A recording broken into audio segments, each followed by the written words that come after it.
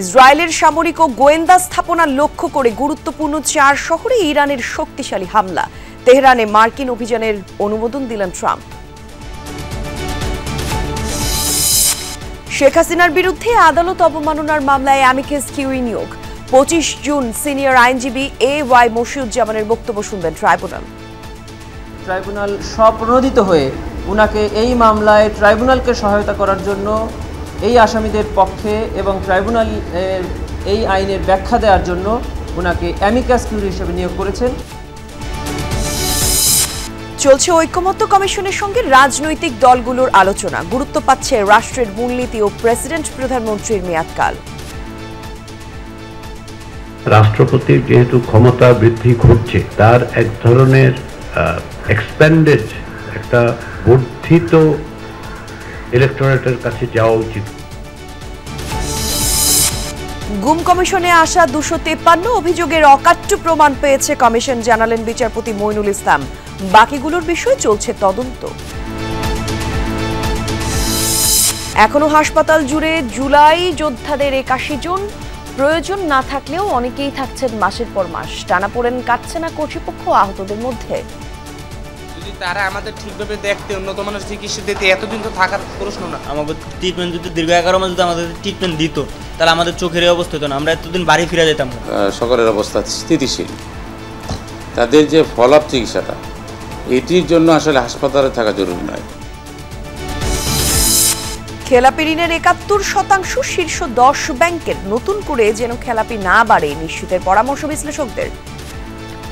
রাজনৈতিক মদতপুষ্ট যে বড় বড় অলিগার্ক বা ব্যবসায়ী গ্রুপ, যারা ব্যাংক মোটামুটি দখলই করেছিল বেশিরভাগ, একেবারে খালি করে দিয়েছে।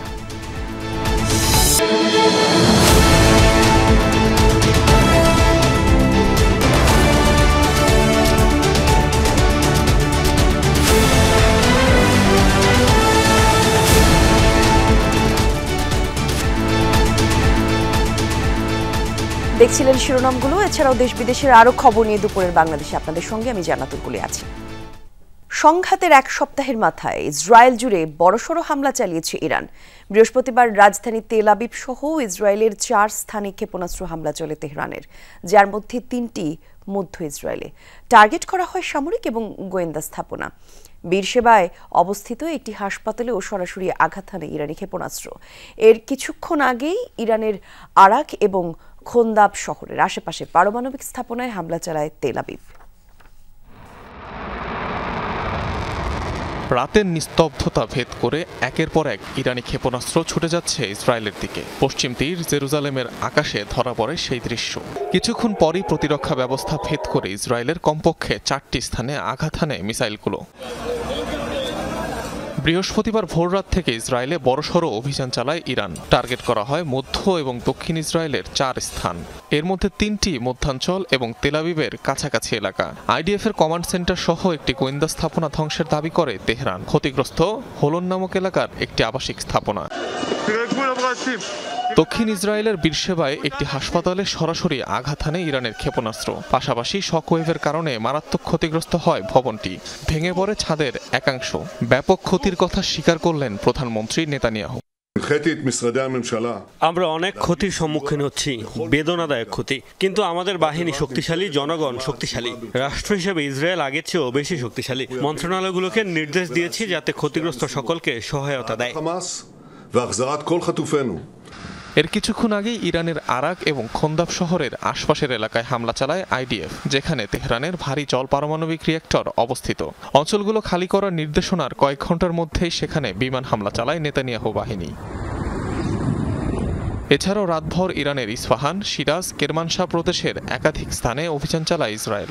রাজধানীর পুলিশ হেডকোয়ার্টার্স ধ্বংসের দাবি আইডিএফের। রেড ক্রিসেন্ট সোসাইটির হেডকোয়ার্টার্সেও চলে হামলা। বিস্ফোরণের আওয়াজ পাওয়া গেছে কারাচ শহর ও কাছাকাছি বিমানবন্দরে। অনিক রহমান, যমুনা নিউজ। ইরানে যুক্তরাষ্ট্রের হামলা পরিকল্পনায় অনুমোদন দিয়েছেন মার্কিন প্রেসিডেন্ট ডোনাল্ড ট্রাম্প, কিন্তু এখনই আসছে না হামলার চূড়ান্ত নির্দেশ। গোপন সূত্রের বরাতে তথ্যটি জানিয়েছে মার্কিন সংবাদ মাধ্যম দি ওয়াল স্ট্রিট জার্নাল। দাবি, মঙ্গলবার সিদ্ধান্তটির বিষয়ে শীর্ষ কর্মকর্তাদের অবগত করেছেন তিনি। এতে বলা হয়, ইরান তাদের পারমাণবিক কর্মসূচি থেকে বেরিয়ে আসে কিনা তা শেষ পর্যন্ত দেখতেই অপেক্ষা করছেন ডোনাল্ড ট্রাম্প। প্রতিবেদনে আরও বলা হয়, সম্ভাব্য হামলার মূল টার্গেট হিসেবে রয়েছে ইরানের অতি সুরক্ষিত ফর্দো পারমাণবিক কেন্দ্র। এর আগে মধ্যপ্রাচ্যে সেনা উপস্থিতি বাড়ানোর ঘোষণা দেয় যুক্তরাষ্ট্র। এরই ধারাবাহিকতায় রওনা হয়েছে বিমানবাহী রণতরী USS নিমিৎজ। এদিকে ইসরায়েলের জন্য ড্রোন তৈরির অভিযোগে 18 নাগরিককে আটক করেছে ইরান। তাদের সবাইকে উত্তর পূর্বাঞ্চলীয় মাশহাদ শহর থেকে আটক করা হয়েছে। IRGCর এক বিবৃতি বরাতে বিষয়টি জানিয়েছে দেশটির গণমাধ্যম ইরান ইন্টারন্যাশনাল। আটককৃতদের বিরুদ্ধে ইসরায়েলের জন্য ড্রোনের নকশা তৈরি এবং উৎপাদনের অভিযোগ এনেছে IRGC। স্থানীয় ওয়ার্কশপের আড়ালে তারা নজরদারি এবং আত্মঘাতী ড্রোন তৈরি করছিল বলে জানায় গণমাধ্যমটি। তেল আবিবের সাথে সংঘাত শুরুর পর বেশ কয়েকজন মোসাদ এজেন্টকে আটক করেছে ইরানি কর্তৃপক্ষ। ইসরায়েল ইরান সংঘাত যত বাড়ছে, রাশিয়ার অবস্থান নিয়ে চলছে আলোচনা। সেন্ট পিটার্সবার্গে সাংবাদিকদের সাথে আলোচনায় স্পষ্ট জানালেন মস্কোর ঘনিষ্ঠ বন্ধু তেহরান। মিত্রের শান্তিপূর্ণ পারমাণবিক কর্মসূচির প্রতি সমর্থনও জানিয়েছে দাহুহীন কণ্ঠে। ইরানের ক্ষমতাসীন প্রশাসনের পক্ষে আছেন তিনি, প্রচ্ছন্নভাবে দিয়েছেন সেই ইঙ্গিত। আর ইসরায়েলের বিরুদ্ধে যুদ্ধে দেশটিকে সামরিক সহায়তা দেবে কিনা এমন প্রশ্নের জবাবে বলেন, এখনও সহায়তা চায়নি তেহরান। বিভিন্ন আন্তর্জাতিক গণমাধ্যমের সাংবাদিকদের সাথে গোলটেবিল আলোচনায় রুশ প্রেসিডেন্ট ভ্লাদিমির পুতিন জবাব দিয়েছেন বর্তমান বৈশ্বিক পরিস্থিতি নিয়ে সাংবাদিকদের একের পর এক প্রশ্নের, যার বড় অংশ জুড়ে ছিল চলমান ইসরায়েল ইরান সংঘাত প্রসঙ্গ। ইরানের সাথে রাশিয়ার গভীর বন্ধুত্ব রয়েছে বলে জানান পুতিন। ইসরায়েলের বিরুদ্ধে যুদ্ধে মিত্রকে অস্ত্র সহায়তা দেবেন কিনা এমন প্রশ্ন করা হয় তাকে। মনে করিয়ে দেয়া হয় গত জানুয়ারিতে হওয়া দুই দেশের কৌশলগত অংশীদারিত্ব চুক্তি প্রসঙ্গ, যার খোলামেলা ব্যাখ্যা দেন পুতিন। আমাদের প্রস্তাব ছিল একটি আকাশ প্রতিরক্ষা বলয় তৈরি, নির্দিষ্ট কোনো অস্ত্র বা ব্যবস্থা সরবরাহ করা নয়। এই ইস্যুতে তারা ততটা আগ্রহ প্রকাশ করেনি। আমাদের বিশেষজ্ঞরা বুশেরে কাজ করছেন, পাশাপাশি বাণিজ্যিক সফরেও রয়েছেন অনেকে। সব মিলিয়ে সংখ্যাটি 600 জন হবে এবং তারা দেশটি ত্যাগ করছে না। এটা কি সহায়তা নয়? যুক্তরাষ্ট্রের সহায়তায় ইসরায়েল যদি ইরানের সর্বোচ্চ নেতা আয়াতুল্লাহ আলী খামেনিকে হত্যা করে, তবে তার প্রতিক্রিয়া কি হবে? জবাবে পুতিন বলেন, এমন সম্ভাবনা নিয়ে আলোচনাতেই রাজি নন তিনি। আমার মনে হয় এই প্রশ্নের সবচেয়ে সঠিক উত্তরটি হলো, এমন সম্ভাবনা নিয়ে কথাও বলতে চাই না আমি। চলমান সংকটের জেরে ইরানে ক্ষমতা বদলের সম্ভাবনা নিয়েও জানতে চাওয়া হয় তার কাছে। সরাসরি উত্তর না দিয়ে বলেন, ইসলামিক রিপাবলিকের নেতাদের ঘিরেই ইরানের সমাজ ব্যবস্থা। যুক্তরাষ্ট্র এই যুদ্ধে জড়িয়ে পড়বে কিনা এমন ইস্যুতে বলেন, সব পক্ষেরই উচিত শত্রুতা শেষ করার বিষয়ে ভাবা। ইরানের পারমাণবিক কর্মসূচির পক্ষে অবস্থানের কথাও জানান পুতিন। ইসরায়েলের প্রধানমন্ত্রী এবং মার্কিন প্রেসিডেন্ট দুজনের সাথে আমার যোগাযোগ রয়েছে। আমার মনে হয় শত্রুতা শেষ করে একটি চুক্তির পথ খোঁজাই সবার জন্য মঙ্গলজনক হবে। এমন পদক্ষেপ অবশ্যই সম্ভব, যা ইরানের শান্তিপূর্ণ পরমাণু কর্মসূচির অধিকার নিশ্চিত করবে, আবার একই সাথে ইসরায়েলের নিরাপত্তা উদ্বেগও দূর করবে। ইরান ইসরায়েল চলমান সংঘাত বন্ধে রাশিয়া মধ্যস্থতায় প্রস্তুত বলেও জানান পুতিন। বলেন, এরই মধ্যে তাদের পরিকল্পনা নিয়ে আলোচনা করেছেন তেহরান, তেল আবিব ও ওয়াশিংটনের সাথে। ডরথি তাস্ট্রিন, যমুনা নিউজ। যুক্তরাষ্ট্রের সাথে কোনো আপোষ নয়, ইরানের সর্বোচ্চ নেতা আয়াতুল্লাহ আলী খামেনির এই ঘোষণায় উল্লাসে ফেটে পড়েন নাগরিকরা।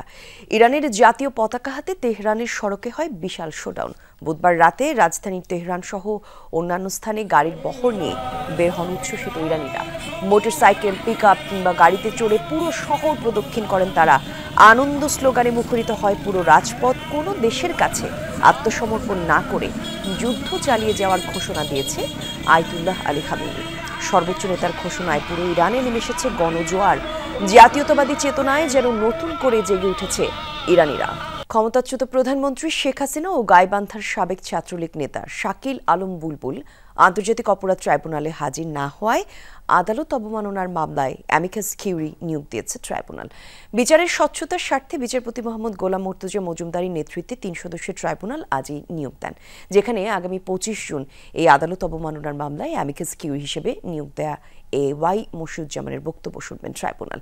শেখ হাসিনা সহ 2 জনকে হাজির হতে সংবাদপত্রে বিজ্ঞপ্তি প্রকাশের জন্য গত 25 মে নির্দেশ দেন ট্রাইব্যুনাল। পরদিন 2টি পত্রিকায় বিজ্ঞপ্তি প্রকাশিত হয়, এরপরেও তারা হাজির হননি। সম্প্রতি আমার বিরুদ্ধে 227টি মামলা হয়েছে, তাই 227 জনকে হত্যার লাইসেন্স পেয়ে গেছি। শেখ হাসিনার কণ্ঠে এমন একটি অডিও ভাইরাল হয়। পরে সিআইডি ওই কথোপকথনের ফরেনসিক পরীক্ষা করে সেটি শেখ হাসিনার বলে সত্যতা পায়।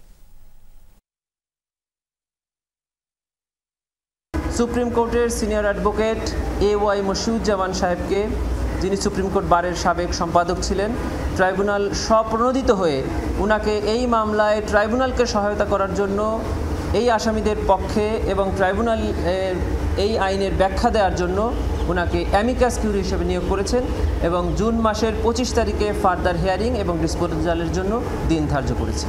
All of the rights of the accused will be respected before this process, and it is important to recognise that is the sole purpose of this court, is to try the cases according to the evidence, in accordance with the highest national and international standards.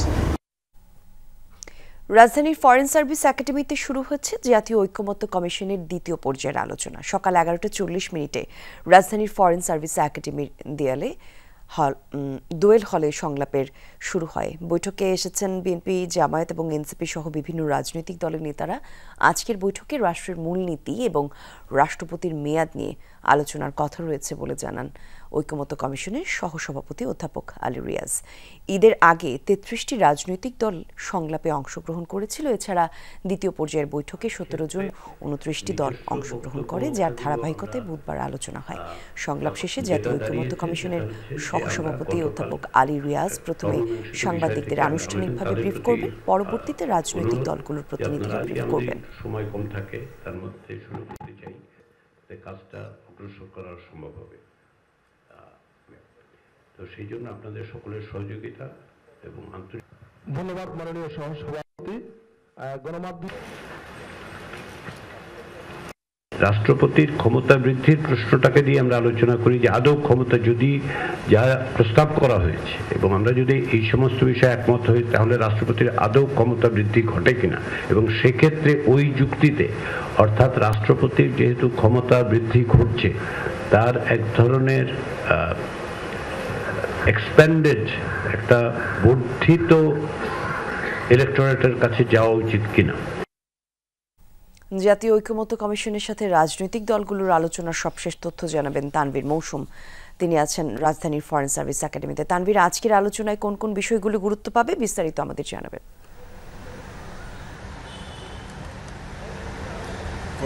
যে আলোচনাটি আজকে শুরু হয়েছে, দ্বিতীয় ধাপের 4র্থ দিনের যে আলোচনা ঐকমত্য কমিশনের সবগুলো রাজনৈতিক দলের সাথে, সেখানে আলোচনার মূল বিষয়বস্তু সেখানে থাকছে প্রধানমন্ত্রী ও রাষ্ট্রপতির ক্ষমতার মেয়াদ এবং নির্বাচনী এলাকা নির্ধারণ, এবং একই সাথে রাষ্ট্রের যে মূলনীতিগুলো রয়েছে সে বিষয় কিন্তু এখনো আলোচনা চলমান। এবং এখানে পরপর দুবারের বেশি একজন প্রধানমন্ত্রী হতে পারবেন না, এই বিষয়গুলো যে সংস্কার কমিশনের যে প্রস্তাবগুলো রয়েছে সেগুলো নিয়ে আলোচনা চলছে। একই সাথে একজন রাষ্ট্রপতি পরপর দুবার নির্বাচিত ব্যক্তি রাষ্ট্রপতি হওয়ার জন্য অযোগ্য হিসেবে বিবেচিত হবেন, এ ধরনের একটি প্রস্তাব নিয়েও আলোচনা চলছে। এছাড়াও একই সাথে একজন সংসদ নেতা কিংবা দলীয় প্রধানমন্ত্রী হতে পারবেন না, সেই সংস্কার কমিশনের যে এই প্রস্তাবটি নিয়েও আজকে এই ঐকমত্য কমিশনের যে সংলাপ, সেই সংলাপে আলোচনা হচ্ছে। আরেকটি বিষয় এখানে আজকের আলোচনায় মূলত প্রাধান্য পাবে, সেটি হচ্ছে নির্বাচনী এলাকা এবং নির্বাচনী সীমা নির্ধারণ, এবং সেটি নিয়েও নির্বাচন কমিশন, সংস্কার কমিশন যে প্রস্তাবনাগুলো দিয়েছিল সে প্রস্তাবনাগুলোর আলোকেই আলোচনা হবে। এবং সেখানে আসলে নির্বাচনী এলাকার যে নির্বাচনী সীমানা নির্ধারণ, সেই সীমানা নির্ধারণ নিয়েই মূলত আজকের এই আলোচনাটি হচ্ছে। এবং সেই সীমানা নির্ধারণের আসলে কিভাবে হবে, কিভাবে কি করা হবে, সেটা নিয়েও এই আলোচনাটা হবে। যেখানে আসলে গুরুত্ব পাচ্ছে এবং যে আলোচনাটি হবে সেটি হচ্ছে যে নির্বাচন সংস্কার কমিশন যে প্রস্তাবগুলো দিয়েছে সেগুলোর আলোকে একটি হতে পারে।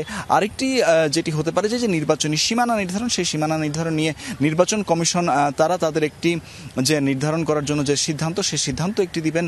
এছাড়াও এই নির্বাচনী সীমা নিয়ে এই নির্বাচন কমিশনের কিছু দক্ষ যারা ব্যক্তিবর্গ রয়েছেন সেই দক্ষ ব্যক্তিদের সাথে নিয়ে একটি কমিটি করার কথা বলা হয়েছে, যে কমিটি শুধুমাত্র এই নির্বাচনী এলাকার সীমানা নির্ধারণ, নির্বাচনী সীমানা নির্ধারণ সেটি নিয়ে কাজ করবে। এবং আরেকটি বিষয় আজকের আজকের যে সংলাপ, সেই সংলাপের আলোচ্য বিষয় থাকছে সেটি হচ্ছে রাষ্ট্রের মূলনীতি।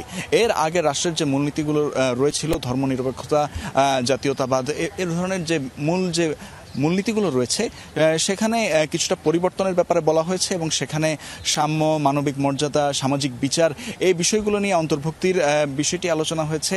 এবং সেখানে আসলে রাজনৈতিক যে ব্যক্তিবর্গ, যে রাজনৈতিক দলের প্রতিনিধিরা আছেন তারা যে আলোচনাগুলো করবেন সেখানে কিন্তু এই যে রাষ্ট্রের মূলনীতিতে যে নতুন যে সংযোজন, সে সংযোজনের বিষয়ে ঐক্যমত্য হয়েছে বলেও কিন্তু এই ঐক্যমত্য কমিশনের তরফ থেকে জানানো হয়েছে। আলোচনা এখনো চলমান এবং এরপর এই সংলাপ শেষে যখন রাজনৈতিক দলের প্রতিনিধিরা আসবেন তখন তারা গণমাধ্যমের সাথে কথা বলবেন এবং সে সময় আমরা জানতে পারবো আসলে তারা আসলে কি সিদ্ধান্তে উপনীত হয়েছেন। এবং এই সংলাপ শেষে পরবর্তীতে দিনের শেষে আলী রিয়াজ তিনিও হয়তো সাংবাদিকদেরকে সর্বশেষ একটি চূড়ান্ত বক্তব্য দেবেন। কলি, জি ধন্যবাদ আপনাকে তানভীর। ঢাকা বিশ্ববিদ্যালয়ের সিনেট ভবন ঢাবি সাদা দলের আলোচনায় বক্তব্য রাখছেন বিএনপির স্থায়ী কমিটির সদস্য ডক্টর আব্দুল মুইন খান। আমরা সরাসরি যাচ্ছি সেখানে। ভাবে প্রত্যাখ্যান করে বলেছিলাম যে আমি উপযোগের জন্য পিএইচডি ছাত্র তৈরি করিনি, আমি লেখাপড়া করার জন্য, গবেষণার জন্যে এই কাজটি করেছি এবং এটা আমার নিয়মিত কাজের অংশ। আমি জানি না সেই প্রথা ঢাকা বিশ্ববিদ্যালয়ে আজ পর্যন্ত প্রচলিত আছে কিনা। যদি থাকে আমি মনে করি সেই প্রথা অবিলম্বে বাতিল করা উচিত। এটা হয়তো সম্ভবত শিক্ষকদের গবেষণার জন্য উৎসাহিত করার জন্য দেওয়া হতো। উৎসাহিত বিভিন্নভাবে করা যায়, যেটা শহীদ প্রেসিডেন্ট জিয়া রহমান করেছিলেন। শহীদ প্রেসিডেন্ট জিয়া রহমানের উৎসাহিত করার বিভিন্ন গল্প আপনারা ইতিমধ্যে শুনেছেন। টিএসসির ঘটনার বর্ণনা এখানে আছে। আমাদের রিজভী সাহেব চমৎকারভাবে সে গল্পটি আবার বলেছেন এবং আপনারা জানেন যে সেখানে তার যে আজকে যে আমরা ওই সিকিউরিটি ফোর্স যাদের বলি, যারা ভিভিআইপির পাশে যারা চলাফেরা করে, টিএসসির সামনে যখন ঢিল ছোড়া হয়েছিল, বিভিন্ন ধ্বংসাত্মক কর্মকাণ্ড করা হয়েছিল, কটু ভাষায় স্লোগান দেওয়া হয়েছিল। রাজধানীতে অভিযান পরিচালনার সময় মাদক কারবারিদের হামলায় ডিবি পুলিশের 2 সদস্য গুলিবিদ্ধ হয়েছেন। তারা ঢাকা মেডিকেলে চিকিৎসাধীন। আর এই ঘটনায় একটি প্রাইভেট কার সহ 3 জনকে গ্রেফতার এবং 9,500 পিস ইয়াবা উদ্ধার করা হয়েছে। বুধবার দিবাগত রাত 1:15টার দিকে কেন্দ্রীয় পুলিশ হাসপাতালের বিপরীত দিকে হয় এই ঘটনা। আহতরা হলেন লালবাগ ডিবি পুলিশের এএসআই আতিক হাসান এবং কনস্টেবল সুজন। পুলিশ জানিয়েছে গোপন সংবাদের ভিত্তিতে অভিযান পরিচালনা করছিল ডিবি পুলিশের একটি টিম। তারা মাদক কারবারিদের একটি গাড়ি গতিরোধ করলে তাদের সাথে অস্ত্র দিয়ে পুলিশকে লক্ষ্য করে গুলি ছোড়ে। এই সময় 2 জন সদস্য গুলিবিদ্ধ হন। তাদের উদ্ধার করে ঢামেকে নেওয়া হয়। আর তাদের মধ্যে এএসআই আতিক হাসানের অবস্থা আশঙ্কাজনক। এদিকে আহত 2 পুলিশ সদস্যকে দেখতে দুপুরে ঢাকা মেডিকেল কলেজ হাসপাতালে যান স্বরাষ্ট্র উপদেষ্টা সাংবাদিকদের। তিনি বলেন, অপরাধীরা খুব বেশি সুযোগ নিতে পারছে না, সাহসিকতার সাথে জীবন বাজি রেখে মাদক নির্মূলে কাজ করছে। চিটাগাং থেকে একটা এরকম গাড়ি আসতেছে যাদের ভিতরে ইয়াবা আছে, তো এটা আমাদের ডিবির সাথে ইন্টারসেপ্ট হয়েছে সেই ফকিরাপুলের মোড়ে। আমরা এখানে ধাওয়া করি প্রায় 500-600 গজ পর্যন্ত ধাওয়া করা হয়। ধাওয়া করার পরে একজনে গুলি করতে করতে যাইতেছিল, কিন্তু আমরা 3 জন আসামিকে ধরে ফেলছি। গাড়িটাও আমরা উদ্ধার করতে পারছি এবং 9,000 ইয়াবা আমরা উদ্ধার করতে পেরেছি। গুম কমিশনে আসা 1,850 অভিযোগের মধ্যে 253টির অকাট্য প্রমাণ পেয়েছে গুম সংক্রান্ত তদন্ত কমিশন। বাকিগুলোর তদন্ত চলছে বলে জানিয়েছেন কমিশনের সভাপতি বিচারপতি মইনুল ইসলাম চৌধুরী। সকালে গুলশানে গুম সংক্রান্ত কমিশনের সংবাদ সম্মেলনে সব কথা জানান তিনি। বলেন, জঙ্গি বিরোধী অভিযানের নামে 250 শতাধিক মানুষকে গুম করা হয়েছে। বিরোধী রাজনৈতিক শক্তি এবং ভিন্ন মতাবলম্বীদের দমনেই গুমকে হাতিয়ার হিসেবে ব্যবহার করা হতো। বলেন ভারতে পাঠিয়ে দিয়েও সেখানে আইনশৃঙ্খলা বাহিনীর মাধ্যমে গ্রেফতার দেখানো হতো। যেই দমন পীড়ন থেকে রেহাই পায়নি মেধাবী শিক্ষার্থী, রাজনৈতিক কর্মী, সাংবাদিক, ডাক্তার, ইঞ্জিনিয়ার সহ ভিন্ন পেশার মানুষ। কমিশন সদস্যরা আরও বলেন প্রাতিষ্ঠানিকভাবে গুমের জন্য সেনাবাহিনী অভিযুক্ত না, তবে অন্যান্য বাহিনীর কর্মকর্তারা জড়িত ছিল। এখনও নিখোঁজ 131 জনের তালিকা পুলিশ সদর দপ্তরে পাঠিয়েছে কমিশন।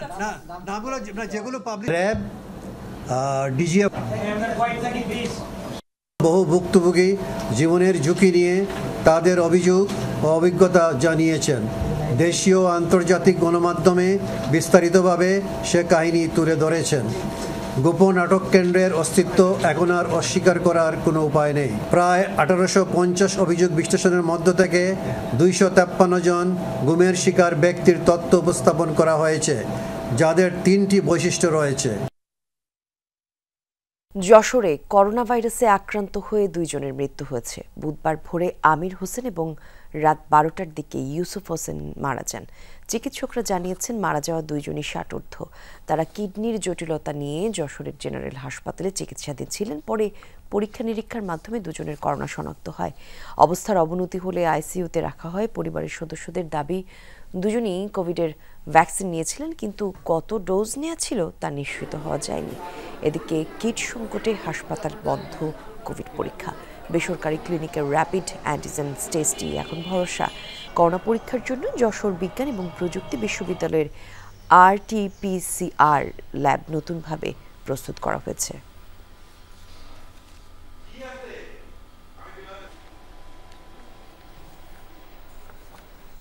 করোনার নতুন ভ্যারিয়েন্ট ওমিক্রন উদ্বেগ বাড়াচ্ছে দিন দিন। আর এ বিষয়ে আরও বিস্তারিত কিছু তথ্য জানতে যাচ্ছি আমরা খুলনাতে। সেখান থেকে সহকর্মী প্রবীর বিশ্বাস যোগ দেবেন। প্রবীর, করোনা মোকাবেলায় কতটা প্রস্তুত খুলনার স্বাস্থ্য বিভাগ একটু আমাদের জানাবেন। আর শনাক্ত হওয়া রোগীদের ব্যাপারে কোনো উদ্যোগ নেওয়া হচ্ছে কিনা এখন?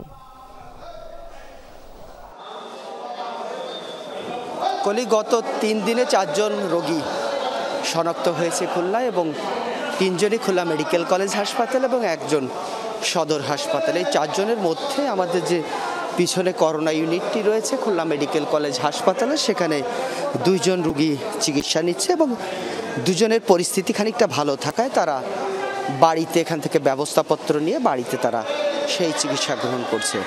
আর প্রস্তুতির যে বিষয়টি আপনি জানিয়েছেন সেটি হচ্ছে খুলনা মেডিকেল কলেজ হাসপাতাল 10টা শয্যা প্রস্তুত রেখেছে, অর্থাৎ করোনার যে কোনো ধরনের রোগী এলেই সেখান থেকে তাদেরকে চিকিৎসা দেওয়া হবে। এবং আমাদেরকে জানানো হয়েছে শুধুমাত্র শয্যাই নয়, শয্যার সঙ্গে চিকিৎসক, সেবিকা সহ যে সমস্ত প্রয়োজনীয় জনবল, সেই সমস্ত জনবলও এখানে প্রস্তুত রাখা হয়েছে।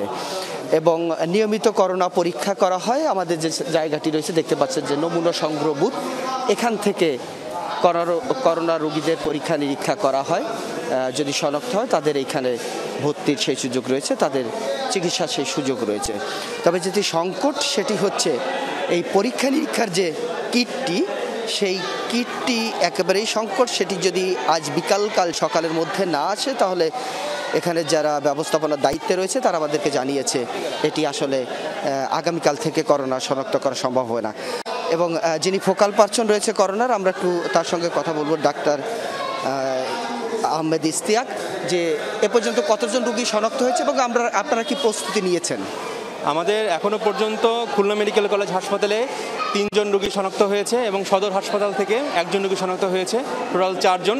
এই 4 জনের মধ্যে 2 জন আমাদের হাসপাতালে ভর্তি ছিলেন এবং 2 জনকে আমরা চিকিৎসা সেবা দিয়ে বাসায় পাঠিয়ে দিয়েছি এবং তাদেরকে আমরা অবজারভেশনে রেখেছি এবং আইসোলেশন থাকতে বলেছি। অনেক ধন্যবাদ আপনাকে। আমরা শুনছিলাম কলি, তবে চিকিৎসকরা আমাদেরকে এটি বলেছে করোনা সম্পর্কে মানুষকে আরও বেশি সচেতন হতে হবে এবং করোনা রোগীর যে নিয়ম নীতি রয়েছে সেগুলো মেনে চলতে হবে। সেটি যদি না হয় তাহলে এই পরিস্থিতি ভয়াবহ হতে পারে। কলি, জি ধন্যবাদ আপনাকে প্রবীর। জুলাই আগস্টে ছাত্র জনতার আন্দোলনকে রাষ্ট্রীয় স্বীকৃতি দিয়েছে সরকার। আহতদের জন্য সর্বোচ্চ চিকিৎসা নিশ্চিতেও প্রতিশ্রুতিবদ্ধ তারা। তবুও টানাপোড়েন কাটছে না হাসপাতালেতে। চিকিৎসকরা ভর্তি থাকার দরকার নেই মর্মে বিবৃতি দিলেও মানছেন না আহত হিসেবে ভর্তিরা।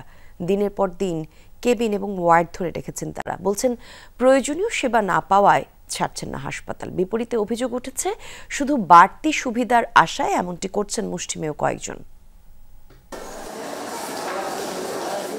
রাজধানীর আগারগাঁওয়ের জাতীয় অর্থোপেডিক হাসপাতাল।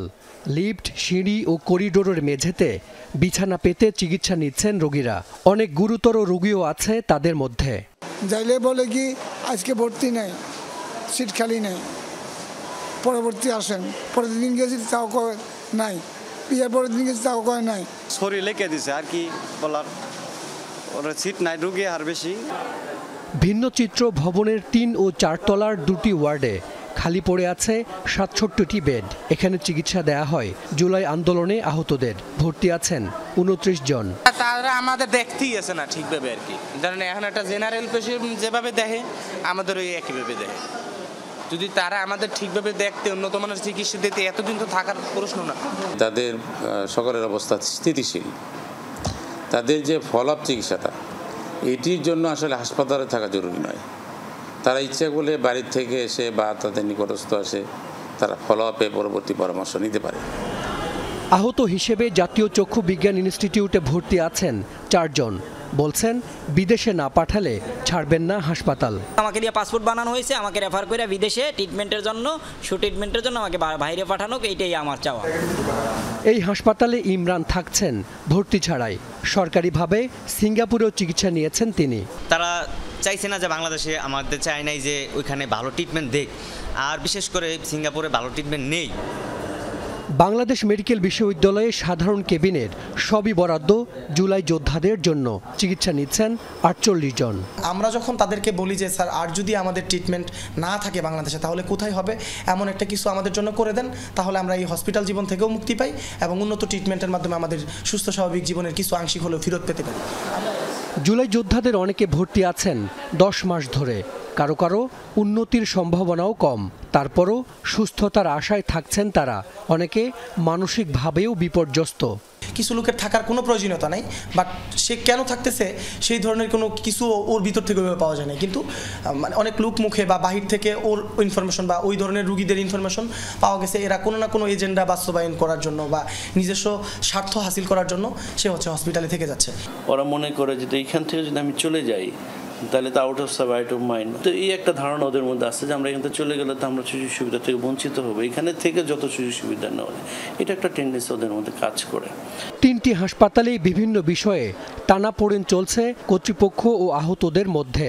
আছে পাল্টাপাল্টি অভিযোগও। দীর্ঘ 11 মাস আমাদের কোনো ট্রিটমেন্ট দিতে আসলো না। আমাকে ট্রিটমেন্ট যদি দীর্ঘ 11 মাস যদি আমাদের ট্রিটমেন্ট দিত তাহলে আমাদের চোখের অবস্থা হতো না, আমরা এতদিন বাড়ি ফিরে যেতাম না। ম্যাক্সিমাম স্টাফ তাদেরকে অ্যাভয়েড করে, ওইখানে যেতেই চায় না তাদের কাছে। তারা এইখানে ভর্তির সঙ্গে জড়ায় যায়, তদবির করত, সিরিয়াল আগায় দিতে হবে এইরকম তদবির করত, এবং এর বিনিময়ে কিছু কিছু আমরা পেয়েছি যে তারা টাকা নিত। 28 মে জাতীয় চক্ষু বিজ্ঞানে সংঘর্ষে আহত হন কয়েকজন চিকিৎসক ও নার্স। হাসপাতাল বন্ধ থাকে 18 দিন। এরপর বাড়ানো হয় নিরাপত্তা। পঙ্গু হাসপাতালে পুলিশ পাহারায় জুলাই আহত রোগীদের দেখছেন চিকিৎসকেরা। আমাদের কাছে কিছু মেসেজ আছে, কর্তৃপক্ষের নির্দেশনায় সেই মেসেজের এতে একটু বাড়তি নিরাপত্তা করা হয়েছে, কারণ আপনারা জানেন ঈদের পরে রোগীরও ঝামেলা বেশি। জুলাই যোদ্ধাদের জন্য আছে আলাদা স্বাস্থ্য কার্ড। দেশের যে কোনো সরকারি হাসপাতালে সেবা নিতে পারেন বিনামূল্যে। হাসান মিসবা, যমুনা নিউজ, ঢাকা। মোট খেলাপির 71% শীর্ষ 10 ব্যাংকের। এসব ব্যাংকের সম্মিলিত খেলাপি 3 লাখ কোটি টাকার উপরে। তালিকায় আছে সরকারি ব্যাংকের পাশাপাশি বেসরকারি ব্যাংকও। লুটপাটের শীর্ষে থাকা ব্যাংকগুলোতেই মন্দ ঋণের পাহাড়। বিশ্লেষকরা বলছেন গত সরকারের সময় সক্ষমতা না থাকলেও ঋণ দেওয়া হয়েছে, যা এখন খেলাপিতে পরিণত হয়েছে। সামনের দিনে খেলাপির পরিমাণ আরও বাড়তে পারে বলে তাদের আশঙ্কা। বিগত সময়ে সবচেয়ে বেশি লুটপাটের শিকার হয়েছে ব্যাংকিং খাত, যার ক্ষত এখন প্রকাশ পাচ্ছে। এ কারণে প্রতি প্রান্তিকেই বাড়ছে খেলাপি ঋণের পরিমাণ। বাংলাদেশ ব্যাংকের সবশেষ হিসেবে মার্চ শেষে ব্যাংকিং খাতের খেলাপি 4,20,000 কোটি টাকার উপরে, যা বিতরণ করা ঋণের 24% বেশি। হালনাগাদ প্রতিবেদন অনুযায়ী শীর্ষ 10 ব্যাংকের খেলাপি 3 লাখ কোটি টাকা। টাকার অঙ্কে সবচেয়ে বেশি খেলাপি জনতা ব্যাংকের, যার পরিমাণ ৭০,৮৪৫ কোটি টাকা। ব্যাংকটির বিতরণ করা ঋণের প্রায় ৭৫%ই খেলাপি। এরপরই আছে ইসলামী ব্যাংক। বিতরণ করা ঋণের মধ্যে ৪৭,৬১৮ কোটি টাকা খেলাপি। তৃতীয় অবস্থানে থাকা অগ্রণী ব্যাংকের খেলাপি প্রায় ৩০,০০০ কোটি টাকা। খেলাপির শীর্ষে থাকা বাকি ব্যাংকের মধ্যে আছে national, IFIC, union, first security ইসলামী, সোনালী, রূপালী এবং এসআইবিএল। লুটপাটের শীর্ষে থাকা ব্যাংকগুলোতেই খেলাপি বেড়েছে সবচেয়ে বেশি। ব্যাংকিং সেক্টরে যে পরিমাণ লুটপাট হয়েছে, ব্যাংকগুলোর যেভাবে ক্রেডিট গভর্নেন্স, কর্পোরেট গভর্নেন্স ভেঙে পড়েছিল, কিছু ব্যাংকে তো 90%-এর উপরে এনপিএল। দেখা গেছে এগুলো ব্যাংকগুলো কোনগুলো, প্রায় প্রত্যেকটাই হলো ওই রাজনৈতিক মদতপুষ্ট যে বড় বড় অলিগার্ক বা ব্যবসায়ী গ্রুপ, যারা ব্যাংক মোটামুটি দখলই করেছিল বেশিরভাগ, একেবারে খালি করে দিয়েছে। ডিউ ডিলিজেন্স হয়নি। আমাদের ডিউ ডিলিজেন্স করা, কেওয়াইসি করা, সিআইবিতে দেখা, রেটিং করা, এগুলি কিছুই না করে নেম লেন্ডিং হয়েছে। অনেক জিনিস তারা লুকায় রেখেছে। এই যে লুকায় লুকায় জিনিসগুলি এখন বার হচ্ছে কার্পেটের নিচের থেকে, এইটা একটা বিরাট ডিফিকাল্ট সিচুয়েশনে আমরা আছি। বিশ্লেষকরা বলছেন, নিয়মনীতির তোয়াক্কা না করে ঋণ দেওয়া হয়েছে অস্তিত্বহীন অনেক প্রতিষ্ঠানকে, যে কারণে ঋণ আদায় নিয়েও দেখা দিয়েছে অনিশ্চয়তা। তবে নতুন করে যেন আর খেলাপি না বাড়ে তা নিশ্চিত করার পরামর্শ তাদের। আমাদের এখন নজর রাখতে হবে নতুন করে যাতে কোনো লোন বা যতটা কম লোন খেলাপি হয় ব্যবসায়িক ডিফিকাল্টির কারণে, এই জায়গাটা আমাদেরকে খেয়াল রাখতে হবে। গভর্নেন্স রিলেটেড খেলাপি আর হবে না, কারণ গভর্নেন্স ফিরে এসছে, আমি সেই দিক থেকে আশাবাদী। কিন্তু মার্কেট ফ্যাক্টর রিলেটেড ঋণ খেলাপি যদি হয়ে যায়, ইকোনমি খারাপ থাকার কারণে, মার্কেট খারাপ থাকার কারণে, ব্যবসা খারাপ থাকার কারণে, ওইটা কিন্তু আনফর্চুনেট হবে। কাস্টমারের সঙ্গে 1-to-1 কথা বলছি, দিয়ে তাকে কনভিন্স করানোর কথা বলতেছি যে তোমার বাংলাদেশ ব্যাংকের নিয়মানুযায়ী তুমি ক্লাসিফাইড, বাংলাদেশ ব্যাংকের নিয়মানুযায়ী যদি আনক্লাসিফাইড হতো তোমাকে ডাউন পেমেন্ট দিতে হবে, নীতি সহায়ক যেটা আছে সেটা দিতে হবে, পলিসি অনুযায়ী দিতে হবে। লুটপাটের শিকার ব্যাংকগুলোর আর্থিক অবস্থা খুবই নড়বড়ে। তাই এসব ব্যাংকের বিষয়ে দ্রুত সিদ্ধান্ত নেওয়া উচিত বলেও মনে করেন বিশ্লেষকরা। আলমগীর হোসেন, যমুনা নিউজ, ঢাকা। নীলফামারীতে বাড়ির উঠানে 10 ফুটেরও বেশি উঁচু গাঁজা গাছ। যৌথ বাহিনীর অভিযানে জব্দ করা হয়েছে 2টি গাছ। বাড়ির মালিকের দাবি, গাছের গাছ সম্পর্কে ধারণা নেই তার, চাষাবাদও করেননি তিনি। আর পুলিশ বলছে তদন্ত শেষেই ব্যবস্থা নেওয়া হবে। নীলফামারী সদরের সুখধন গ্রাম। বাড়ির মালিক রঞ্জিত দাস। উঠানে মিলল 2টি গাঁজা গাছ, এর মধ্যে একটি বেশ বড় আকৃতির। গাজার বড় গাছটি 10 ফুটেরও বেশি উঁচু, ছড়িয়েছে ডালপালা, সেটি ঠিক বাড়ির উঠানে। অপরটি ছোট আকৃতির, টয়লেটের পাশে। বুধবার মধ্যরাতে গোপন তথ্যের ভিত্তিতে বাড়িটিতে অভিযান চালায় যৌথ বাহিনী। বাড়ির মালিকের দাবি, গাছ দুটি চাষাবাদ করেননি তিনি। কিভাবে জন্মালো সে বিষয়েও জানা নেই বলে দাবি রঞ্জিত দাসের।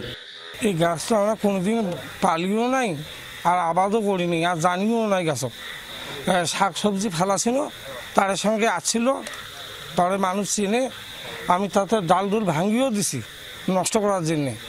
পরে বাড়ির বৌমা গেলে কয় যে কাটে না, খড়ি হবে, গাছটা মোটা হবে, এই জন্যে আমি ওই গাছটা ভাঙিয়ে নিই। বসত ভিটায় গাজার গাছ দেখে বিস্মিত এলাকাবাসী। ঘটনার তদন্তের দাবি জানিয়েছেন তারা।